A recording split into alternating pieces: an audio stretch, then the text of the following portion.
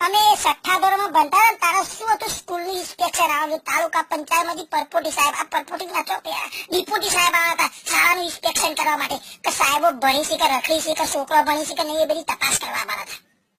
એટલે 2 દિવસ પહેલા સાહેબો એવું કર્યું હતું એકદમ બીજી જતા આગા પાછા થઈ જતા એટલે બધી પ્રાર્થના ભરે ને એ અડધા કલાકની જગ્યાએ 1.5 કલાકની પ્રાર્થના કરી નાખી અને આખો કલાક સમજાય કરી સાહેબો કે કાલે તમારે બુસ્કોટ ને બટન હોવા જોઈએ ને ધોયેલો બુસ્કોટ નખ કાપેલા જોઈએ ને મોટામાં પોથી તેલ બેલ નોખીને કમ્પ્લીટ આવવાનું અને 2 દિવસ સુધી તો સ્કૂલની સાફ સફાઈ ને કચરો બચરો બધું કમ્પ્લીટ કરી નાખ્યું. કાગળિયું ના દેખાય તમારે એક પોદું ના દેખાય એટલો બાગ બગીચા બધું સુંદર બનાવી દીધું. આમ ચકાચક કરી નાખ્યું. 2 દાડા મહેનત કરીશું અને પછી સાહેબ આવી ગયા બીજા દાડા તો હવારે વેરા સરતા ડિપ્યુટી સાહેબ આવી ગયા જીપ લઈ અને એક ભાઈ ચાલુ કરી તપાસ કરવાની. છોકરાને પ્રશ્ન પૂછી જેનો છોકરો હતો જેનો પ્રશ્ન પૂછી એટલે એકડો બગડો તગડો એમ કરતા અમારા 6ઠ્ઠા રૂમમાં આવ્યા સાહેબ.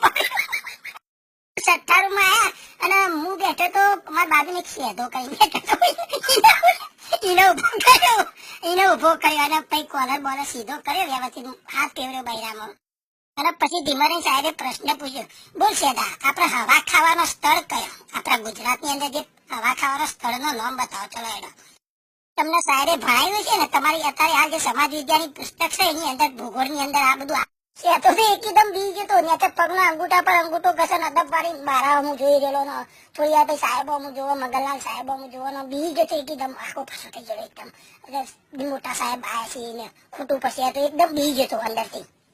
એટલે પછી ડિપ્યુટી સાહેબે કીધું બેટા બોલ તને જે આવડતું એ બોલ હું કોઈ મારી નહીં નાખું તને જવાબ જે આવડતો આપણે જે હવા ખાવાના સ્થળો તને ખબર છે તારા પપ્પા તને લઈ ગયા છે કદાચ મારા ક્યાંથી બોલ તને યાદ હશે એવી રીતે સમજાય મોટા સાહેબ ડિપ્યુટી સાહેબ સેધાને. પછી સેધાએ વિચાર કર્યો થોડું મોથામ કર્યો ને પછી બોલ્યો સેધો કે સાહેબ હવા ખાવાના સ્થળ તો લગભગ 4-5 છે. કીધું તું બતાય મને બેટા.